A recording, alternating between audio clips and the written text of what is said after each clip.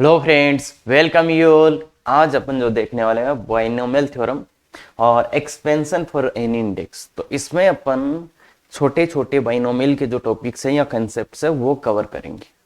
इसमें होता क्या ना, बच्चे पूरा बाइनोमियल पढ़ लेते हैं पर ये कुछ छोटी छोटी चीजें छोड़ देते हैं, तो उनकी वजह से कभी भी उनको वो कॉन्फिडेंस नहीं आ पाता और उनको ये फील नहीं होता है कि अपन भी कर सकते हैं।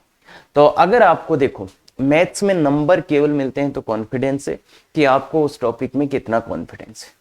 तो इसलिए ये उन बच्चों के लिए बहुत इंपॉर्टेंट लेक्चर होने वाला है जिनको कभी कॉन्फिडेंस नहीं आता है टॉपिक्स में। तो ये ऐसी चीजें कवर करोगे तो आपके हर क्वेश्चन होएगा तो अपने आप कॉन्फिडेंस आएगा।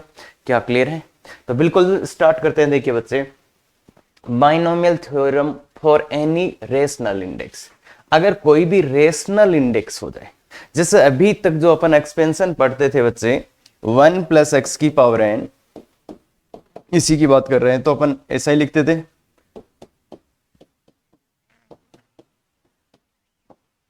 ऐसा ही लिखते थे क्या? यही तो लिखते थे आप, ये लिखते थे। तो अब क्या हो गया, ये कब वैलिड था? जब बच्चे n बिलोंग्स टू w था। अगर n का वैल्यू w है तो ही w मतलब समझते हैं whole number, n belongs to w है तो ही ये वाला वैलिड होता है। ये बात समझ में आई? बिल्कुल सर। तो अब बच्चे देखो, अगर n बिलोंग्स टू w है तो ही ये चीजें अपने को सही लगेंगे या सही होगा, अदरवाइज अपन इसको नहीं लिख सकते। अब तुम बोलोगे सर इसमें क्या दिक्कत है फिर? कि सर अपन इसमें देखो यहाँ पे अपन n का वैल्यू -1 नहीं डाल सकते ना भाई, n का वैल्यू यहाँ पे -1 नहीं डाल सकते ना। कैसे? नहीं तो ये कैसे आ जाएगा -1c0 प्लस -1c1 इस टाइप का आ जाएगा यहाँ तो। या n का वैल्यू 1/2 भी नहीं डाल सकते। क्यों? क्योंकि उस टाइम तो ऐसा आ जाएगा ना 1/2c0। ऐसा तो कुछ होता ही नहीं है, ऐसा तो कुछ नहीं होता ना। मतलब ये जो एक्सपेंशन है जिसमें ये nc1 nc2 ncn लिखा हुआ है, ये केवल और केवल कब वैलिड होता है? जब n का वैल्यू क्या होता है बच्चे? यस, सही बोला, होल नंबर होता है। क्योंकि बाकी टाइम जैसे n का वैल्यू -1 हो गया, n का वैल्यू 1/2 हो गया, तो उस टाइम तो अपन इस एक्सपेंशन को लिख ही नहीं पाएंगे। तो इसलिए देखो, ध्यान से देखो, पहले मैं वो बता देता हूं कि ध्यान में कैसे रहेगा ये चीज। तो ध्यान में कैसे रहेगा, अगर आप ध्यान से देखिएगा तो इसका वैल्यू कितना होता है? 1। इसका वैल्यू कितना होता है? n। तो ये क्या हुआ? 1 + nx। इसका वैल्यू बताइए, n(n-1/2 फैक्टोरियल), यही होता है क्या? अरे यही होगा क्या? इंटू x² प्लस इसका nc3 भी आता तो n(n-1) n-2/1 2 3 मतलब 3 फैक्टोरियल इंटू x³, यही आता क्या? देख बच्चे, ध्यान से देख, मैंने इसी का वैल्यू लिखा है। इसका वैल्यू 1 होता है, इसका वैल्यू n होता है, इसका वैल्यू ये होता है, इसका वैल्यू ये होता है। और अगर आप गौर से देखोगे तो समझ आएगा कि ये लिखा हुआ है, यही चीज का वैल्यू ये लिखा हुआ है। देखो ध्यान से, अरे भाई 1 प्लस ये nx प्लस ये प्लस ये, मतलब क्या सर ऐसा हो? अरे ऐसा है, देखो बावड़ा ही बनाया जा रहा है आपको। क्या? कैसे भाई? अब देख लो ना, इसका जो वैल्यू आ रहा है वही तो ये लिखा हुआ है, तो यही मैं कहना चाहता हूं कि बाइनोमियल फॉर जो एनी इंडेक्स है, बाइनोमियल फॉर एनी इंडेक्स है, उसमें भी यही लिखा हुआ है। बस अब ध्यान से देखना कि ये इस टाइप से अच्छे नहीं लगते तो इन्होंने ऐसे लिख के दे दिया 1 + nx + n(n-1/2 फैक्टोरियल x²। ऐसे मतलब ये nc0 और nc1 ये तो नहीं लिख सकते, पर इनका वैल्यू लिख के दे दिया। अब यहां पे ये चीज आपको मिसकंसेप्शन नहीं ले जाना चाहिए कि सर ये क्या बकवास चल रहा है। नहीं, ध्यान दे, इसका जो प्रूफ आता है वो दूसरी जगह से आता है जिसका नाम है टेलर सीरीज, और वो आउट ऑफ सिलेबस है, कोई काम का नहीं है। पर मैंने याद करने के तरीके से आपको बताया है कि ये जो आता है सीरीज वो ही ये लिखा है, उसका वैल्यू ही ये लिखा, याद करने के हिसाब से। क्यों? क्योंकि जब n बिलोंग्स टू w डालेंगे तब यही आना चाहिए कि यहां से भी भाई एनी इंडेक्स के लिए है, तो जब n का वैल्यू w डालेंगे तब यही आना चाहिए। तो इसलिए ये दोनों होंगी तो सेम भाई, जब w डाला जाएगा सेम होगा। इसलिए ध्यान दे, याद करने के हिसाब से आप बहुत अच्छे से देख सकते हो कि अच्छा एनी इंडेक्स के लिए मतलब वो सेम ही होता है, बस nc0 nc1 nc2 का वैल्यू पुट कर देते हैं। ठीक है, अब जब इसका प्रूफ करा जाता है तब दो चीजें यहाँ पे बहुत इंपॉर्टेंट होती हैं। पहली बात यहाँ पे 1 ही होना चाहिए। पहली बात यहाँ पे क्या होना चाहिए, केवल 1 होना चाहिए। और जो x लिखा हुआ है, वो क्या होना चाहिए, लेस देन मॉड x। जो यहाँ पे x लिखा हुआ है यहाँ पे यही होना चाहिए, और जो ये x लिखा हुआ है इसका मैग्नीट्यूड लेस देन 1। ये दो चीजें बहुत इंपॉर्टेंट है, इसमें इंश्योर करना कि वहां पे 1 होना चाहिए और यहाँ पे मॉड x लेस देन 1। तो ये बहुत इंपॉर्टेंट है। दूसरी बात एक जो है, इसमें देखिए ये इनफाइनाइट तक जा रहा है, ऐसे लग रहा है ना। तो ये कहां तक जा रहा है बच्चे, इनफाइनाइट तक जा रहा है, इनफाइनाइट तक जा रहा है। तो इसमें नंबर ऑफ टर्म्स कितने हैं, नंबर ऑफ टर्म्स कितने दिख रहे हैं आपको, इनफाइनाइट है ना। और इसमें नंबर ऑफ टर्म्स की बात करेंगे तो कितने हैं, n+1। इसमें नंबर ऑफ टर्म्स n+1 जानते हैं ना। तो ये दो चीजें हैं जो आपको खासकर ध्यान रखना है। तो देखिए बच्चे, number of terms is infinite, इसमें जो नंबर ऑफ टर्म्स होंगे वो कितने हैं, इनफाइनाइट है। But if n belongs to w, अगर n का वैल्यू w हो जाएगा, then only n+1 terms. Then कितने टर्म्स होंगे, n+1 टर्म्स। क्या ये बात क्लियर है, n+1 टर्म्स। तो ये ध्यान रखो बच्चे, और बहुत ही अच्छे से ध्यान रखिएगा। Binomial theorem for any rational index ये होता है। और यहाँ पे 2-3 चीजें मैंने खासकर ध्यान है कि इसको ध्यान में कैसे रखना है, वो तो इसी से रह जाएगा। जो चीज है इंपॉर्टेंट वो है, एक 1 होना चाहिए, एक मॉड x लेस देन 1 होना चाहिए। तो ये बात है। अब इसके लिए लिखना हो तो इसके लिए मैंने तो बोला था लिखा ही नहीं जा सकता कि एनी रेशनल इंडेक्स की बात करेंगे तो वो केवल इसी का वैल्यू अपन लिख सकते हैं। अगर एनी रेशनल इंडेक्स के लिए लिखना है तो केवल आप यही लिख सकते हो।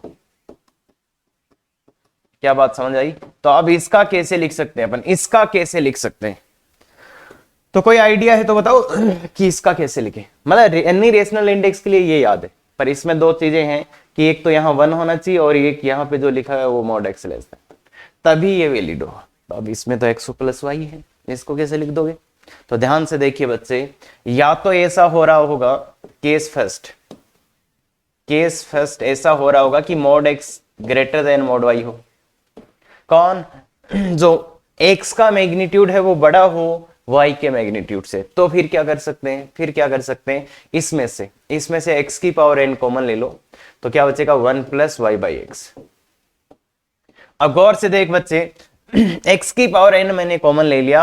अगर आप गौर से देखेंगे और इसको इससे देखेंगे तो देखो यहां से क्या आ रहा है, अगर इस वाले केस से देखेंगे तो y/x का मॉड, इसको उधर ले जाओ तो वो लेस देन 1 ही, लेस देन 1 ही। देखिए ध्यान से, यहां से अगर आप देखेंगे mod y upon mod x less than 1 है, इसको इधर ले आओ।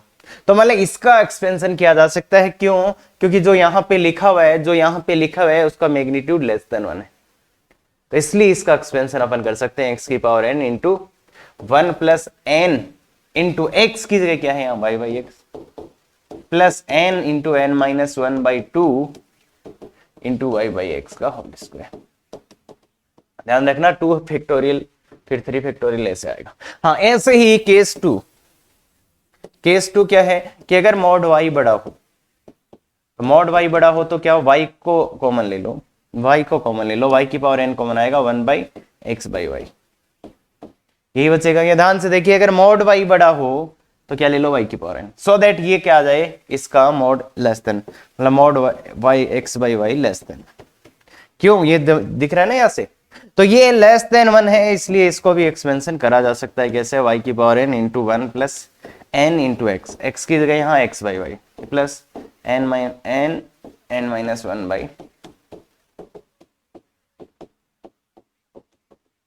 ये आएगा। ये बात क्लियर है, कोई दिक्कत नहीं आना चाहिए। और इसके बाद जो केस 3 है, अगर सर ये दोनों का मॉडुलस इक्वल हो जाए, तो अगर इक्वल हो जाए तो इक्वल पुट कर देना, तो वो तो 1 टर्म ही बन जाएगा क्या, ओनली 1 टर्म। अरे एक ही टर्म आ जाएगा क्या, कैसे भाई, दोनों का मैग्नीट्यूड सेम है, इसका मतलब या तो इसका वैल्यू 0 आएगा या तो 2x आएगा, तो वो तो एक ही टर्म बन जाएगा। तो ध्यान दें, ऐसा इसको है तो इसको भी अपन ऐसे कर सकते हैं। आई थिंक समझ में आ गया होगा। एक चीज है कि एक तो ये वहां ये 1 होना चाहिए और ये जो यहां लिखा है इसका मॉड 1, तो बस तभी अपन एनी इंडेक्स वाला लिख सकते हैं। क्लियर है, आगे चलते हैं। अप्रोक्सीमेट वैल्यू, अप्रोक्सीमेट वैल्यू क्या होता है कि जैसे 1 प्लस एक्स की पावर एन, इसका अप्रोक्सीमेट वैल्यू चाहिए कब, ध्यान देना, ध्यान देना, when x is nearly equal to zero. ये कब वैलिड होता है, जब x nearly equal to zero होता है, x जीरो के आसपास होता है, क्या, x very close to zero, ऐसे लिख दो भाई, x very close to zero, very close to zero.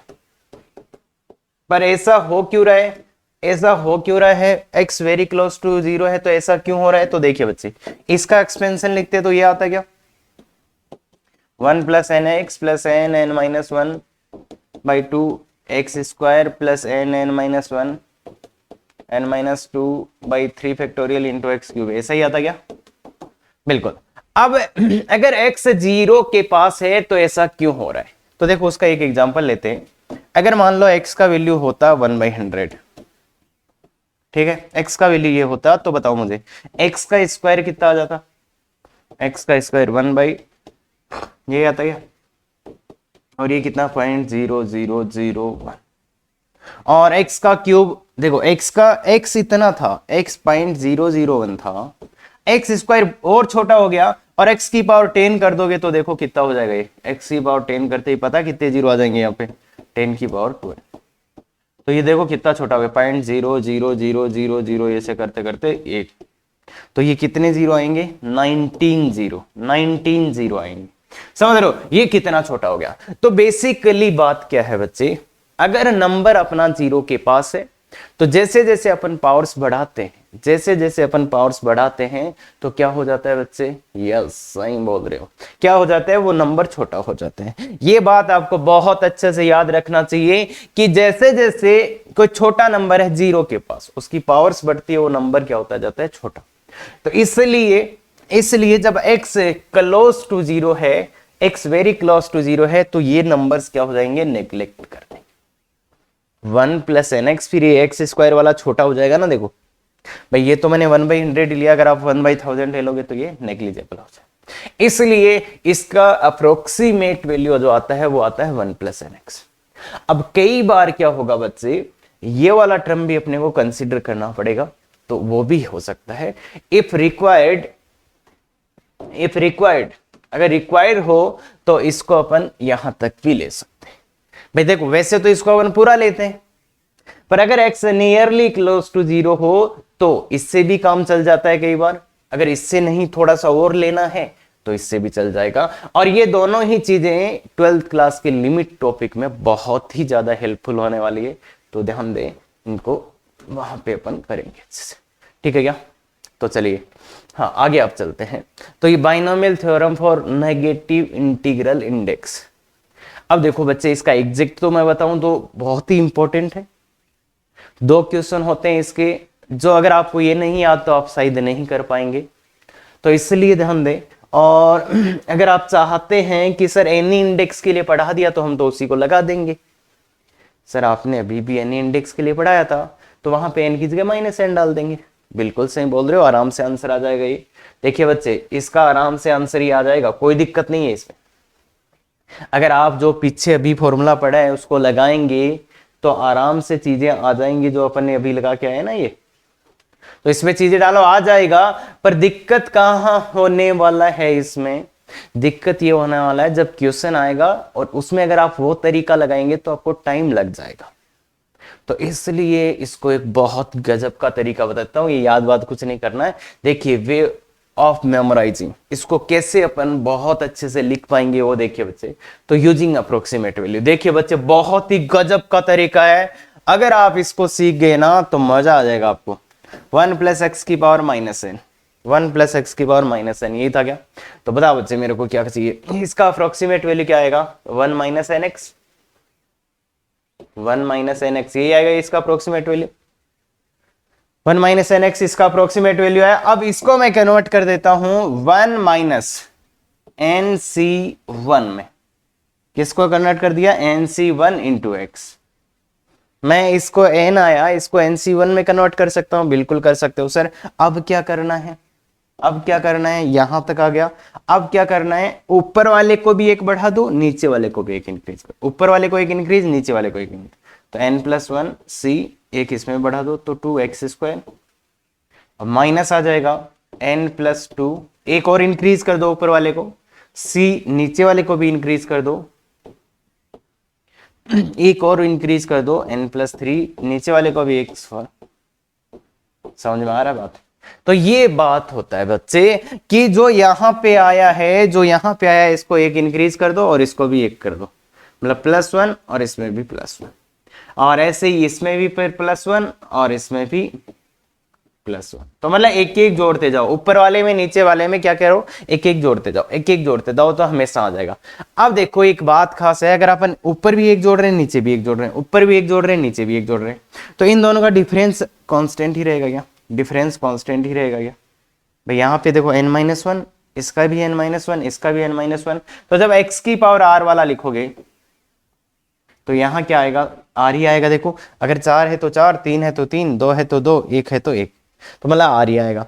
और डिफरेंस कांस्टेंट ही रहना है तो इसलिए n+r-1 यही रखोगे।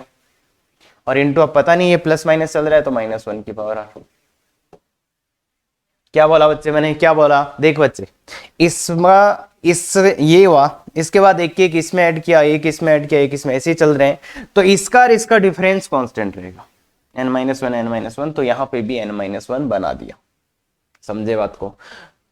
तो कभी भी आपको प्रॉब्लम नहीं आएगा अगर आप इस टाइप से चल गए ना, कभी भी। और याद रखने का एक्स्ट्रा बर्डन भी नहीं होगा, अदरवाइज ऐसे या तो इसको याद रखोगे टाइम लग जाएगा, और पिछले वाले ऐसे लिखोगे तो भी टाइम। इसको याद रखना मुश्किल है, पीछे वाले को अगर आप इन्वॉल्व करोगे तो फिर टाइम लग जाएगा।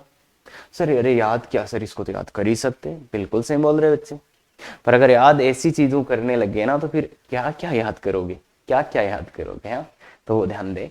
तो इसलिए एक तरीका तो है ये जो मेरा फेवरेट है, मैं तो हमेशा, क्योंकि अरे एक क्वेश्चन या 2 क्वेश्चन है यार, उसको आप बहुत आसानी से ऐसे टेकल कर पाओगे। दूसरा तरीका है मेमोराइज कोफिशिएंट ऑफ x की पावर r। इसमें x की पावर r का कोफिशिएंट ये मेमोराइज कर लो जो अपन लाए।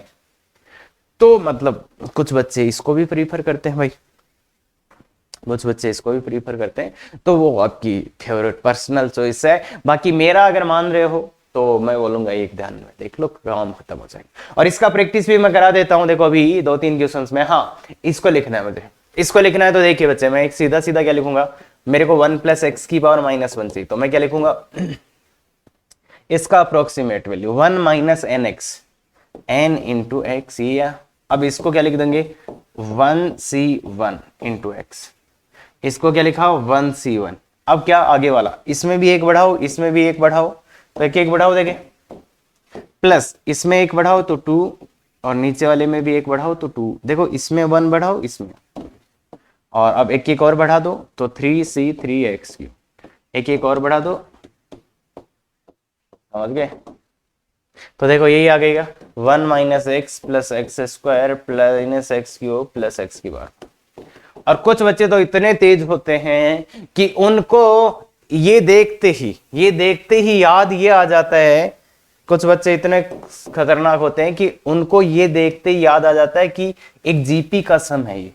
देखिए ये जीपी है बच्चे, इधर से इधर जाना बहुत आसान है, ये जीपी है। जीपी के n टर्म्स का सम कितना होता है, a/1 - r। तो देखिए बच्चे a का वैल्यू 1/1 माइनस ऑफ -x, तो ये 1/1 + x = 1 + x की पावर -1। अब कुछ बच्चे ऐसे होते हैं जिनको ये देख के जीपी की याद आ जाती है, तो यार उससे बढ़िया तो कुछ हो नहीं सकता, ये देख के जीपी की याद आ जाती है। बाकी देखो बच्चे, ये यहाँ पे ये ध्यान रखना, ये तभी वैलिड है जब ये एक, तो आई थिंक कर लेंगे। हाँ, तो एक और दिखा देता हूं, यहाँ पे देखिए, यहाँ पे देखेंगे तो क्या देखेंगे, अप्रोक्सीमेट वैल्यू 1+, अब देखिए 1 - 1 + nx होता है ना भाई, अरे इसका अप्रोक्सीमेट वैल्यू क्या होता है 1 + nx, तो इसका क्या होएगा 1 + n की जगह -1, x की जगह -x, यही होएगा। तो इसको लिए 1 + x आ गया ना, 1 + x आ गया, मतलब 1 आ गया यहाँ पे, तो 1 आ गया तो इसको क्या लिखो 1 + 1c1 × x। अब ये प्लस का आ गया, ये प्लस का आ गया, तो सब प्लस के आएंगे, तो ये लिख दो 2c2x², इसमें एक ऐड, इसमें एक ऐड, ऐसे ही इसमें एक ऐड 3c3x3, 4c4x3। तो ये वही आ गया जो लिखा हुआ है। देखिए बच्चे ये वही आ गया 1 + x + x² + x³। तो समझ रहे होंगे मेरे हिसाब से। और इधर से इधर जाना बहुत आसान है, ये जीपी लिखा है, ये जीपी लिखा है, देखिए जीपी का। तो बेसिकली ये इसलिए लाया था मैं कि अगर दोनों ही जगह माइनस आएंगे तो ये टर्म प्लस हो गया, मतलब अब सब प्लस ही आने, और ये माइनस का रहता तो अल्टरनेट प्लस माइनस। तो एक और देख लेते हैं, एक और देख लेते हैं, बहुत जल्दी से बताइए, बहुत जल्दी से बताइए। तो इसका अप्रोक्सीमेट वैल्यू 1 - 2x, इसका अप्रोक्सीमेट वैल्यू ये लिखोगे 1 - nx, तो फिर 1 माइनस यहां 2c1 × x प्लस एक एक बढ़ा दो तो 3c2x²। अब आएगा माइनस एक एक और बढ़ा दो 4c3x³ प्लस ऐसे, तो ये क्या आ जाएगा 1 - 2x,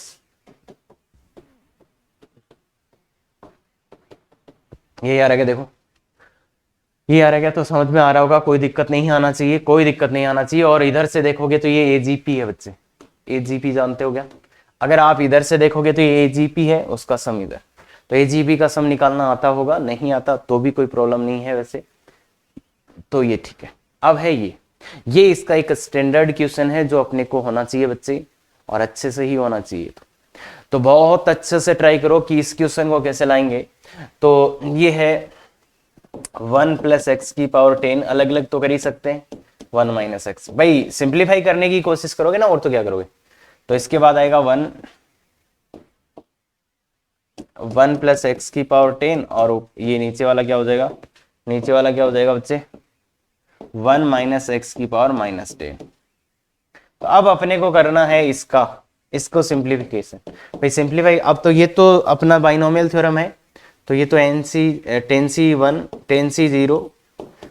tan c1x + tan c2x² + tan c3x³ ऐसे ऐसे चलेगा, और इनटू ये वाइट वाला बताओ ये क्या चलेगा। तो इसका ऐसे ही लिखते हैं 1 + nx, ये आया 1 + nx, यही आएगा। और इसको फिर अपन कैसे करते हैं, 1 + इसको tan c1 ऐसे करा, तो यहाँ पे क्या लिखोगे 1 + tan c1x। अब एक एक बढ़ाना है, एक इसमें भी बढ़ाओ तो 11c, एक इसमें बढ़ाओ 2x², अब एक इसमें बढ़ाओ तो 12c3x³। क्लियर है क्या बच्चे? बात ऐसी चलती है। इसका एक्सपेंशन लिख दिया, इसका एक्सपेंशन लिख दिया, किसी को कोई तकलीफ नहीं होना चाहिए। अब x² चाहिए, x² का कोफिशिएंट चाहिए ना अपने को, x²। तो इसको किससे मल्टीप्लाई करूंगा, इसको, यहां तो कांस्टेंट टर्म ये इससे मल्टीप्लाई होगा, तो क्या होगा tan c0 × 11c 2x² plus, अगर ये चीज इसको करना है तो tan c1 × x, एक x तो आ गया, किससे मल्टीप्लाई करें, इससे, तो ये tan c1 × x। फिर tan c2x², इसको किससे मल्टीप्लाई करें, इस 1 से। आगे आएगा क्या, आगे नहीं आएगा, क्यूब आ गया तो इधर कुछ, तो ये आएगा। x² वाले ये इतने ही आएंगे, तो इनको ध्यान से देखिएगा बच्चे। तो ये देखो x² का कोएफिशिएंट क्या आ जाएगा, tan c0 का वैल्यू तो 1 होता है, ये 11 × 10/2 होता है, प्लस 10 × ये भी 10 प्लस ये 10 9 5, ये आ गया x² का कोफिशिएंट, भाई x² है पूरे में, तो ये कोफिशिएंट है, तो ये कितना आ रहा है देखो, देखिए 55 + 100 + 45 दैट इज 200, तो ये कोफिशिएंट आ जाएगा। कोई दिक्कत ही नहीं आना चाहिए बच्चे इसमें। और ये एक सिंगल क्वेश्चन है जिसको बहुत अच्छे से देख लो कि कैसे करना है, आपका काम हो जाएगा। और इससे एक अच्छा क्वेश्चन जो अब बच्चों को फंसा भी सकता है और काफी उसको तकलीफ भी हो सकती है कि कैसे करें इस क्वेश्चन को। तो इस क्वेश्चन को करने का पहले तो इसको कैसे डील करोगे, इसको कैसे डील करोगे वो बताओ मेरे को। इसको डील करने के दो तरीके हैं। तो एक तरीका तो मैं बता देता हूं कि 1 + x + x² + x³, इसको थोड़ा सिंप्लीफाई कर लो। अरे भाई उससे मत ले जाना यार, तो इसको थोड़ा सिंप्लीफाई कर लो। सिंप्लीफाई करेंगे तो देखिए ये तो 1 + x है, अगर इधर से x² कॉमन लेते हैं तो ये भी 1 + x। अब 1 + x कॉमन लेते हैं तो एक तो 1 + x² और एक 1 + x। देखो बच्चे यही हो रहा है क्या, यही हो रहा है क्या बच्चे? तो ये अपन इसको लिख सकते हैं, तो ये क्या लिख सकते हैं कि 1 प्लस एक्स स्क्वायर की पावर 10 इंटू क्या आया 1 प्लस एक्स की पावर 10। भाई समझ गए ना? अरे इसकी जगह ये लिख दिया तो इसका भी पावर 10, इसका भी पावर 10, और इसको नीचे वाले को ऊपर ले जाएंगे तो नीचे वाले को ऊपर ले जाएंगे तो 1 प्लस 2x की होल पावर -5। यही होगा क्या? देखो देख यहां तक कोई दिक्कत नहीं होनी चाहिए। हाँ एक तरीका और भी है, वो भी बताऊंगा, बस पहले इसको देख लो। तो अब इसको बताओ, ये तो सिंपल वाला अपना binomial 10c0 plus 10c1 into x square की power 1 plus 10c2 into x square का होल स्क्वायर, तो x की पावर 4 आ जाएगा प्लस प्लस प्लस इंटू ये वाला भी अपना सिंपल वाला है, तो ये क्या होगा? ये भी तो सिंपल वाला ही है अपना, सिंपल वाला ही है, तो 10c0 plus 10c1x plus 10c2x square plus 10c3x cube plus 10c4x की power 4 plus plus plus into ये भी आएगा भाई, इंटू ये। अब इसको करना है तो इसको देखो अपन अप्रोक्सीमेट वैल्यू तो लिखते थे, तो 1 माइनस 5 इंटू एक्स, ध्यान दे x की जगह यहाँ 2x है तो इसको मिक्स नहीं करेंगे, तो ये आ जाएगा क्या अपना 1 माइनस 5c1 इंटू 2x। ध्यान रखना, इसीलिए ये क्वेश्चन लिया गया है कि आप ये x की जगह उसको n के साथ मिक्स ना करें, तो इसलिए ये क्या आएगा 1 minus 5c1 into 2x plus एक बढ़ाओ तो 6c2 और 2x का स्क्वायर मतलब 4x स्क्वायर। एक और बढ़ाओ तो माइनस आ जाएगा -7c3 into 8x cube plus 8c4 into 16x की पावर 4 प्लस प्लस प्लस। तो समझ रहे हो, ये इतना चीज आएगा, ये सबका मल्टीप्लाई। अब इसमें चाहिए आपको x की पावर 4, तो देखिए बच्चे अच्छा ही क्वेश्चन है। अब केस वेस काफी बनेंगे हाँ, पर थोड़ा सा डील करना आना बहुत जरूरी है। 3 ब्रैकेट में x की पावर 4 कैसे लाएंगे? तो देख बच्चे x की पावर 4 चाहिए ना, तो पहले 10c0 को ले लो, इसमें से अगर 10c0 ले लिया, बोलो इसमें से क्या लेना पड़ेगा? 10c0 यहाँ पे भी x नहीं, यहाँ पे भी x नहीं, तो यहां से ये लेना पड़ेगा, तो इसलिए 8c4 इंटू 16 आ जाएगा। फिर से ये 10c0 लो, इसके साथ ये तो ले लिया, तो ये ले लो 10c0 के साथ 10c1 इंटू, अब एक पावर आ चुका है तो यहां से माइनस का 7c3 इंटू 8, फिर से 10c0 के साथ 10c2 ले लो, 10c2 ले लोगे तो इधर से क्या लेना पड़ेगा 6c2 इंटू 4, फिर 10c0 के साथ ले लो 10c3, तो यहां से क्या लेना पड़ेगा माइनस का 5c1 इंटू 2, फिर ले लो 10c0 के साथ कौन, और ज्यादा आगे क्या, ज्यादा आगे 10c0 के साथ 10c4, तो फिर ये 1 आ जाएगा। तो ये तो आए एक के पहले 10c0 के साथ, फिर लेते हैं अपन इसके साथ, तो 10c1 के साथ 10c0, तो यहां से क्या लेना पड़ेगा क्यूब वाला, भाई 1 एक तो आ चुका है, तो ये माइनस का 7c3 इंटू 8, नहीं कुछ गड़बड़ हो गया। देखो 10c1 लेते ही एक्स स्क्वायर आ गया, क्या एक्स स्क्वायर आ गया, और यहां से कुछ आया नहीं, तो यहां से एक्स स्क्वायर वाला लेना पड़ेगा, तो ये आना है 6c2 इंटू 4।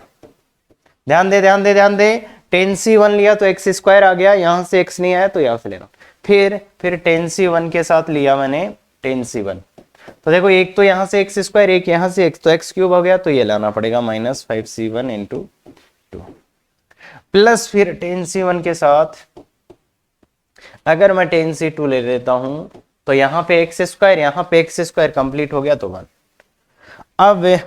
अब तीसरा जो केस बचा हुआ है वो है 10c2 के साथ, तो 10c2 के साथ तो ये क्या आएगा, क्या 10c2 के साथ यहां से पावर 4 आ गया, तो 10c0 और ये 1, तो ये पूरा कोएफिशिएंट है x की पावर 4 का।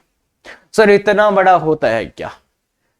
हाँ नहीं भी, हाँ भी, कुछ भी बोल सकते हो, इतना बड़ा भी पूछा जा सकता है, क्योंकि अगर आप सही से कर रहे हो तो कितना 3-4 मिनट से ज्यादा तो नहीं लगेगा, और ये वैल्यू भी कैलकुलेट कर सकते हो, कोई बहुत बड़ी बात नहीं है ना। तो ये चीज है। बाकी आपको ये सोचना आना चाहिए कि कैसे अपन 3 ब्रैकेट्स को डील करेंगे, कैसे अपन 3 ब्रैकेट्स को डील करेंगे। बाकी मैं बोल रहा था इसका दूसरा तरीका भी, इसको डील करने का एक और भी तरीका हो सकता है। वो क्या? वो ये हो सकता है कि आप इसको लिख दो जीपी, ये जीपी है ना, जीपी है ना, ये जीपी है, तो इसका 1-x⁴/1 - x। उससे भी सेम सा ही है, आपको एफर्ट लगेगा। इसको जीपी देख लो, अरे जीपी 1+x+x² x³ जीपी, तो ये जीपी है इसलिए इसको वो लिखो और उसके बाद आप कर लो, तो सेम से। एक और तरीका होगा जो मल्टीनोमियल में आएगा, पर वो काम नहीं करेंगे, सबसे अच्छे यही तरीके हैं इसके लिए, तो वहां पे आप जाके फंसी जाओगे, तो कोई दिक्कत नहीं है, इसको ऐसे ही करना पड़ेगा। ये 2 तरीके जहां पे अपन ने नेगेटिव वाले का यूज देखा है, तो कोशिश करो ये नेगेटिव वाले को जैसे मैंने लिखना की कोशिश की है, ऐसे इसी टाइप से लिखो, तो मेरे हिसाब से आपके पास ओवर एक्स्ट्रा प्रेशर नहीं आएगा कि फॉर्मूला भूल गए तो क्या होगा, ऐसी बातें नहीं करोगे आप। क्लियर है? आगे चलते हैं। अब ये है can be expanded as infinite series in powers of x, मतलब in increasing powers of x लिखो, in increasing powers of x, मतलब एक्स की इंक्रीजिंग पावर के रूप में इसको एक्सपेंड किया जा सके। क्या? एक्स की इंक्रीजिंग पावर के रूप में इसको एक्सपेंड किया जा सके, ऐसा कब हो सकता है? तो ध्यान से देखिए, ये है माइनस, अब माइनस है तो देख बच्चे ध्यान से देखना कि अपन एनी रेशनल इंडेक्स के लिए जब लिख रहे थे, तब ये जो भी लिख रहे थे इसको ऐसा, अपन ने क्या क्या बोला था कि एक तो ये 1 होना चाहिए, एक तो यहां पे 1 होना चाहिए, और दूसरा ये mod x लेस देन, कि एक तो 1 होना चाहिए और एक mod x लेस देन 1, यहां पे एक तो 1 होना चाहिए और ये mod x लेस देन, ये 2 कंडीशन ये फुलफिल करेगा तभी इसको एक्सपेंड कर सकते हैं, तभी इसको एक्सपेंड कर सकते हैं। तो इसलिए 1 बनाओ, यहां 1 बनाओगे तो क्या दिखेगा, 2 की पावर -10 बाहर निकालो, तो ये क्या बनाएगा 1 + 5x/2 की होल पावर -10। तो ये 1 तो बन गया बच्चों, 1 तो बन गया, मतलब ये वाली एक कंडीशन तो फुलफिल हो गई। अब ये क्या, इसका मैग्नीट्यूड 5x/2 का मैग्नीट्यूड लेस देन 1, ये होना चाहिए ना, तो ये होना चाहिए, तो 5x/2 कहां से कहां, 1 से -1 से 1, भाई इसका मैग्नीट्यूड 1 से छोटा है तो ये -1 से 1 होगा, तो अब 2 से और 5 से डिवाइड कर दो, तो x देखो यहाँ पे 2/5 आ जाएगा, अरे 2 से क्रॉस मल्टीप्लाई कर दो पहले, फिर 5 से डिवाइड कर दो, तो ये -2 है, तो ये आंसर है। अब यहां पे मैंने इंक्रीजिंग क्यों लिखा, यहां पे मैंने इंक्रीजिंग क्यों लिख दिया, देख बच्चे ध्यान से देख, ये और ये तो आ गया। अब अगर ये इंक्रीजिंग नहीं लिखा होता तो तुम क्या कर सकते थे, तुम इसको भी तो 1 बना सकते थे, अरे तुम अगर ये नहीं लिखा होता तो तुम ऐसे भी तो कर सकते थे कि 5x को हमने कॉमन ले लिया, उसके बाद तुम क्या कर रहे होते कि 1 + 2/5x की होल पावर 10। तो अब अगर तुम इसको x बोलते तो फिर गड़बड़ हो जाता, तो इसलिए अपन ने वो इंक्रीजिंग वर्ड यूज किया। ध्यान रखना ध्यान रखना ध्यान रखना, अरे इसको भी तो बना सकता था मैं, कोई दिक्कत नहीं है, पर फिर वो जब आप लिखते तो इंक्रीजिंग पावर्स वाला नहीं होता, वो कैसे नहीं होता, ये आएगा फिर इसका स्क्वायर आएगा फिर इसका क्यूब आएगा, तो पावर नीचे बढ़ती जाएगी, समझ रहे हो। तो इंक्रीजिंग पावर्स बोला था, मतलब यहां x को ऊपर ही रखना है। हाँ अरे थोड़ा ऊपर से तो नहीं जा रहा, ध्यान से सुनो, अगर ऐसा आपने कर लिया तो फिर दिक्कत हो जाएगा ना, वो डिक्रीजिंग पावर्स में आ जाएगा। कोशिश करना समझने की, काफी अच्छी चीज है ये, बाकी तो समझ गए। हाँ आगे वाला, ये यार शानदार क्वेश्चन आया इस बार, जेईई मेंस में ही आया हुआ क्वेश्चन है और बहुत ही गजब का क्वेश्चन है, और इसके तरह तरह के सॉल्यूशन भी चल रहे हैं शायद। हाँ तो देखो सबसे सुंदर तरीका क्या हो सकता है इस क्वेश्चन को सॉल्व करने का, खुद बताइए, आप खुद बताइए मेरे को। तो इसका सबसे सुंदर तरीका है x = नियरली इक्वल टू 1, तो x बराबर x नियरली इक्वल टू 1 है, तो x = 1 + h बोल दूंगा, खत्म, क्वेश्चन ही हो गया ये तो पूरा। लो अगर आपने ये बोल दिया तो ये क्वेश्चन ही हो गया कि x नियरली इक्वल टू 1 है, तो 1 + h कुछ होगा। अब h प्लस माइनस जो भी हो सकता हो ही सकता है ना, तो x का वैल्यू ये पुट कर दो तो आंसर ही आ जाएगा, m x की जगह 1 + h का whole power m plus n into 1 plus h की whole power n upon m minus n। तो अब देखो नियरली इक्वल टू था तो इसको अप्रोक्सीमेट यूज कर सकते हैं अपन 1 प्लस एम एच, इसको माइनस है भैया तो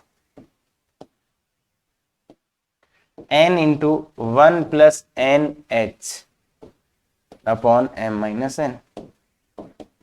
गौर से देखोगे तो एक m माइनस n है और एक h कॉमन लेने के बाद m square minus n square है तो m minus n into m plus n कर दो उसको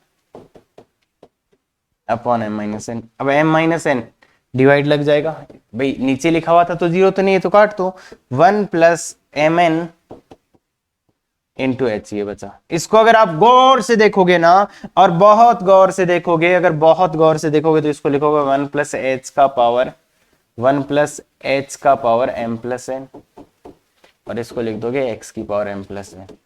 ये थोड़ा सा बच्चों के लिए मुश्किल था, यहां से यहां जाना थोड़ा सा मुश्किल था। तो अगर आप ये नहीं कर पाते तो अपना आंसर तो देखो बना ही गया है। अगर ये नहीं कर पाते तो फिर आप क्या कर सकते थे, मान लो आप यहां तक आ गए तो इसके बाद मेथड 2 क्या होता था, मेथड 2 क्या हो सकता था, चेक ऑप्शंस।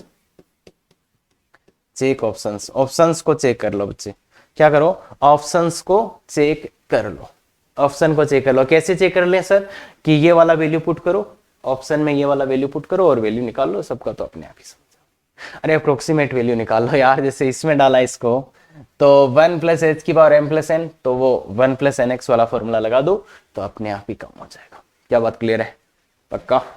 चलें आगे। बिल्कुल सर। तो ये यहां पे बच्चों को प्रॉब्लम आता है भाई, तो इसको बच्चे कोशिश करो कि कैसे अपन कर सकते हैं। तो देखो पहला क्या है, फर्स्ट क्या है बच्चे, फर्स्ट है, चलो फर्स्ट को इधर कर लें क्या, फर्स्ट को इधर ही कर लेते हैं। तो फर्स्ट क्या है बच्चे, 1 पॉइंट, फर्स्ट है 1 प्लस 0.01 की होल पावर 1000। तो ये क्या 1 प्लस एन एक्स, भाई ये तो बहुत ही जीरो छोटा सा वैल्यू है ना, तो 1 प्लस एन एक्स लिख देते हैं, एन इंटू एक्स। तो ये कितना हो गया 1 प्लस 100, तो ये आ गया 101। तो इसका अप्रोक्सीमेट वैल्यू आ रहा है 101। और आगे वाली टर्म भी अगर आप लिखोगे n minus 1/2 into x square, तो ये भी किसका आएगा, प्लस का ही आएगा क्या, तो प्लस कुछ आ रहा है। तो मतलब इसका जो वैल्यू आया वो 101 प्लस में कुछ आ रहा है, 101 प्लस कुछ, तो कौन बड़ा, ये बड़ा हो गया। अब ऐसे ये थोड़ा सा ट्रिकी वन है, ये ट्रिकी वन क्वेश्चन है, इसको बच्चे नहीं कर पाते हैं अक्सर, तो कोशिश करो बच्चे इसको करने की। अब इसको कैसे करें, बेसिकली कैसे करें, तो कैसे करें में अगर आप आओगे तो आपको समझ में आएगा थोड़ा थोड़ा कि 101 की पावर जो है 50, उसको आप लिख सकते हो 100 प्लस 1 की पावर 50, और जो 99 है 99 की पावर 50 है, उसको आप लिख सकते हो 100 माइनस 1। मतलब बेसिकली ये दोनों ही जो टर्म्स थे 99 और 101, इसको अपन 100 के आसपास ले जा सकते थे। क्या ये बात क्लियर हुआ? तो अब अच्छा, ये तो यार बहुत अच्छा तरीका दिख रहा है, एक तरीका तो मुझे बहुत सिंपल दिख रहा है, एक तरीका तो मुझे बहुत सिंपल दिख रहा है, तो वही कर देता हूं मैं। इसको बाइनोमियल एक्सपेंड कर दो, तो 50c0 into plus 50c1 into 100 की पावर 49 प्लस 50c2 इंटू 100 की पावर 48। इसमें क्या दिख रहा है मेरे को, इसका 50c0 इंटू 100 की पावर 50 माइनस 50c1 इंटू 100 की पावर 49 प्लस 50c2 इंटू 100 की पावर 48 और माइनस जो भी आ रहा। अब देखो बच्चे, अब देखो इनका यूज कैसे करें अपन, इनका यूज कैसे करें। अब देखो एक तरफ चाहिए अपने को इन दोनों का सम, और एक तरफ चाहिए ये, एक तरफ ये चाहिए और दूसरी तरफ चाहिए इसका और उसका सम। तो मतलब ये और ये अलग अलग साइड चाहिए क्या मेरे को, ये इधर चाहिए वो उधर चाहिए, मतलब ये अलग है ये अलग है, मतलब ये दोनों अलग अलग साइड है। तो बच्चे अगर आप इसको ऐड करते हो, अगर इन दोनों को ऐड करते हो तो ये और ये एक ही साइड आ जाएंगे क्या, वो बहुत खतरनाक। क्या बोला मैंने, अगर आप इसको और इसको ऐड करते हो तो ये और ये एक ही साइड आ जाएंगे, तो एक साइड नहीं चाहिए, इसलिए इसमें से इसको सब्ट्रैक्ट करना पड़ेगा। तो 1 माइनस 2 करना पड़ेगा आपको, तो 101 की पावर 50 माइनस 90, ये इसमें से इसको माइनस करोगे तो देखो बच्चे ये कैंसिल हो जाएगा। आपको लग रहा था सीधा ही आंसर आ जाएगा, पर सीधा नहीं आएगा, ये कैंसिल हो जाएगा। तो फिर बचेगा 2 टाइम्स ये वाला बचेगा 50c1 इंटू 100 की पावर 49, और इसमें से ये तो खत्म हो गया, तो वो 50c3 बचेगा, 100 की पावर 47 वाला। समझ रहे हो? इसको अगर आप थोड़ा ध्यान से लिखोगे, इसको आप ध्यान से लिखोगे तो क्या आएगा, 2 इंटू 50 100 इंटू ये, तो ये आएगा 100 की पावर 50 आ जाएगा वापस से, प्लस कुछ चीजें प्लस पॉजिटिव, तो इसका वैल्यू आ गया ये। अब अगर आप गौर से देखोगे और अपन इसको ले जाते हैं 101 की पावर 50 और उसको भी उधर ले चलते हैं, इसको भी उधर ले जाता हूं मैं, इसको उधर ले जाता हूं तो ये 99 की पावर 50। देख बच्चे अब ये इक्वल टू ये, तो इसका जो वैल्यू आया वो दिस प्लस कुछ और आएगा। इसका वैल्यू आया है ये प्लस कुछ और, अरे इसको इधर ले आया हूं भाई, इतना तो समझ पाएंगे क्या, बिल्कुल। तो इसका जो वैल्यू आया वो दिस प्लस कुछ और आ रहा है, इसका मतलब कौन बड़ा है, ये बड़ा है ना, इसमें कुछ ऐड करने पे ये आएगा, मतलब ये वाला बड़ा है। अब ये वाला चीज में बच्चों को कंफ्यूजन होता है, वैसे तो तुम अप्रोक्सीमेट वैल्यू निकालोगे तो आपको समझ ही आ जाएगा कि दिस इंटू दिस कुछ करके समझ ही आ जाएगा कि कितना हो रहा है। अप्रोक्सीमेट वैल्यू का सहारा लो तो समझ जाओगे, एक टर्म से नहीं बात मैंने तो 2 टर्म ले लेना तो समझ जाओगे। बाकी यहाँ पे मैं एक चीज ही बता देता हूं आपको, देखिए बच्चे ये होता है, और ये बहुत ही गजब का रिजल्ट है, कि 1 + 1/n की पावर n, ये 2 से 3 के बीच में होता है, और इस पे कई बार महाभारत आ चुकी है कि ये वाला जो वैल्यू है वो 2 से 3 के बीच में होता है जब n का वैल्यू, और यही वैल्यू अगर आप limit n tends to infinity लगा देंगे तो यही वैल्यू कितना होता है बच्चे, e होता है, e का वैल्यू 2.7। तो इसलिए अपन बोल सकते हैं ये वाला वैल्यू 2 से 3 के बीच में आएगा, क्योंकि n का वैल्यू 1 डालने पे ये 2 होता है, और फिर तो ये इन्फिनिटी डालने पे e होता है। तो इसलिए ये वैल्यू याद रहना बहुत जरूरी है कि ये 1 + 1/n की पावर n, ये 2 से 3 के बीच में रहता है, n बिलोंग्स टू n के लिए। तो बहुत ही अच्छी चीज है ये, तो इसको फॉलो करेंगे तो ये समझ जाएंगे कि ये वाला वैल्यू 2 से 3 के बीच में ही आएगा।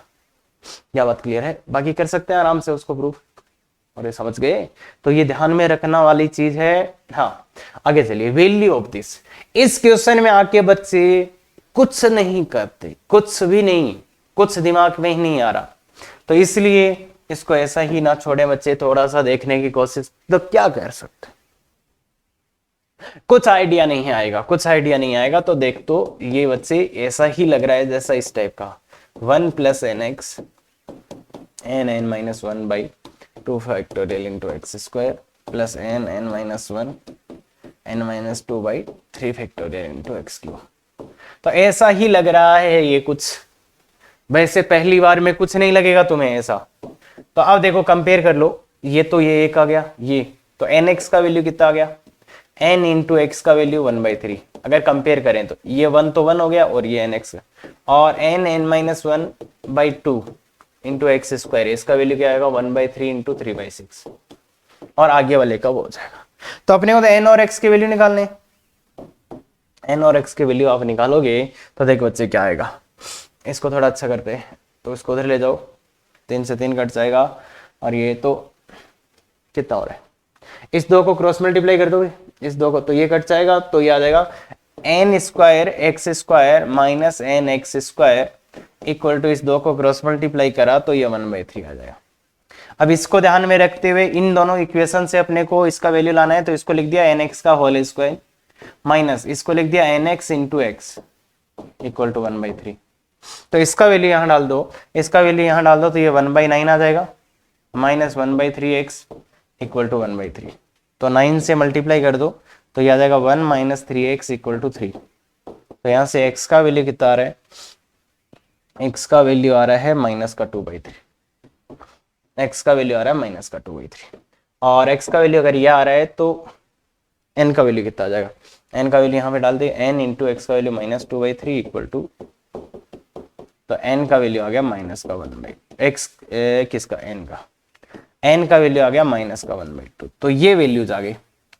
अब आपको देखो बच्चे n और x के वैल्यू आ गए, तो एक बार ये जरूर कंफर्म कर लेना चाहिए कि ये जो टर्म है, जो ये टर्म है वो आ रहा है कि नहीं आ रहा है, इससे ये टर्म आ रहा है कि नहीं आ रहा है, अदरवाइज तो दिक्कत हो जाएगा ना, अदरवाइज तो दिक्कत। तो इसलिए ये चेक कर लेते हैं एक बार।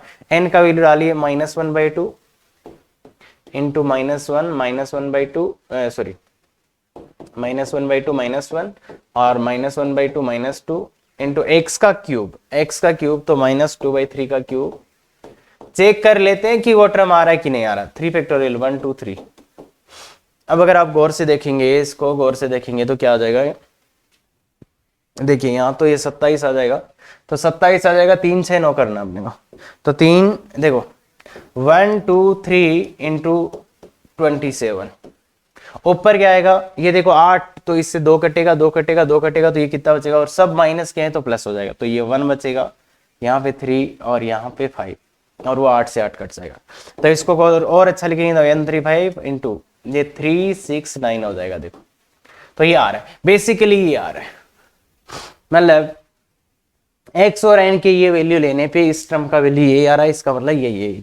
तो इसलिए अपना आंसर क्या हो जाएगा बच्चे, मतलब ये जो लिखा हुआ है वो ये लिखा हुआ है, तो इसका मतलब इसका आंसर क्या होगा, इसका आंसर क्या होगा बच्चे, इसका आंसर बस वैल्यू यही आंसर होगा क्या।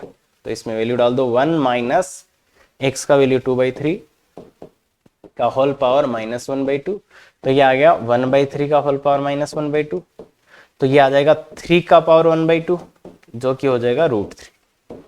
आई थिंक इतना मैथ्स तो समझते हैं बच्चे, इतना मैथ्स तो समझते हैं कि आराम से ये कर सकते हैं। तो इसका वैल्यू √3 आएगा, जबकि सोच भी नहीं पाएंगे बच्चे कि क्यों ये आ रहा है, कैसे ये आ रहा है, तो इसलिए इसको कोशिश करें बच्चे इसका वैल्यू √3 है। तो ऐसा एक क्वेश्चन आ सकता है कहीं पे भी और आपको परेशान कर सकता है, तो ध्यान दे इसको। ये डीपीपी अपना अच्छे से आंसर निकालेंगे, आंसर की है बहुत अच्छे से सोल्व करें, क्लियर है क्या। यदि ऐसे वीडियोस आपको पसंद आते हैं तो बिल्कुल शेयर सब्सक्राइब लाइक करें। Thank you very much.